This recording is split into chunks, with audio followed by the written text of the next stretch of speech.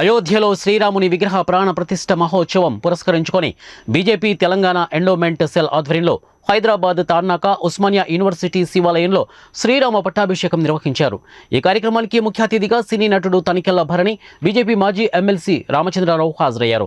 ఈ సందర్భంగా వారు మాట్లాడుతూ అయోధ్యలో శ్రీరాముని ప్రాణ ప్రతిష్ఠ నేపథ్యంలో వారం రోజుల నుండి ప్రతి దేవాలయంలో చుట్టూ పరిసరాలను శుభ్రం చేస్తున్నామని తెలిపారు. రాముని అక్షింతలు ప్రతి ఇంటికి చేరేలాగా చేశామని అన్నారు. దేశం మరియు ప్రపంచమంతా రాముని ప్రతిష్ఠ కోసం ఎదురు చూస్తోందని పేర్కొన్నారు. ఇలాంటి గొప్ప దినాన్ని మనం అందరం మతానికి అతీతంగా ఒక పండగలా చేసుకోవాలని సంతోషం వ్యక్తం చేశారు. రాముల విగ్రహం ధర్మానికి రూపం ఉంటే రాముడిలో ఉంది అని చెప్పిన వాడు శత్రు మారించి అలాంటి వ్యక్తిత్వం రాముడు. నేను శివపరమైన పాటలు చాలా రాశాను, కానీ అందులో నాకు అభేదం ఉంది. ఎందుకంటే నేను ఆటగలరా శివ, ఆటగల కేశవాళ్ళు, ఒక నాణ్యానికి రెండు వైపులా. ఇక్కడ శివాలయంలో ఏర్పాటు చేసినటువంటి యొక్క శ్రీరామ పట్టాభిషేకము చాలా దిగ్విజయంగా జరిగింది.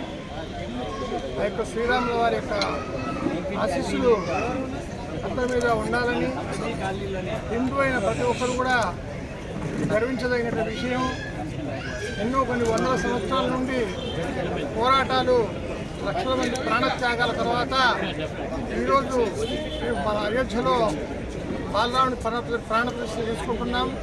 ఆ సందర్భంగా ముందుగా ఈరోజు ఇక్కడ ఈ యొక్క రామ పట్టాభిషేకాన్ని ఏర్పాటు చేయడం జరిగింది.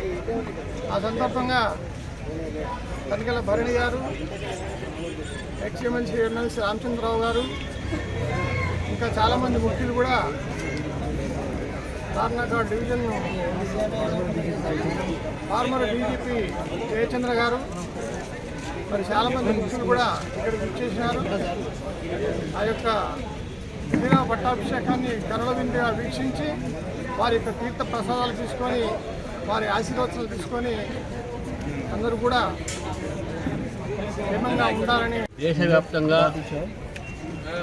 ప్రపంచవ్యాప్తంగా కూడా ఒక పండుగమైనటువంటి వాతావరణంతో అందరూ కూడా రామ ప్రాణ ప్రతిష్ఠ అయోధ్యలో జరగబోతున్నటువంటి యొక్క ఏదైతే కార్యక్రమం ఉందో దాదాపు అందరూ కూడా వారి టీవీల ముందు అయోధ్యలో కొంతమంది ఇది ప్రత్యక్షంగా చూసేటటువంటి ఒక అవకాశాలు ఉన్నాయి. కాబట్టి రామ ప్రాణ ప్రతిష్ఠ అయిన సందర్భంగా భారతీయులందరూ కూడా ఈరోజు పండుగలానే భావిస్తున్నారు.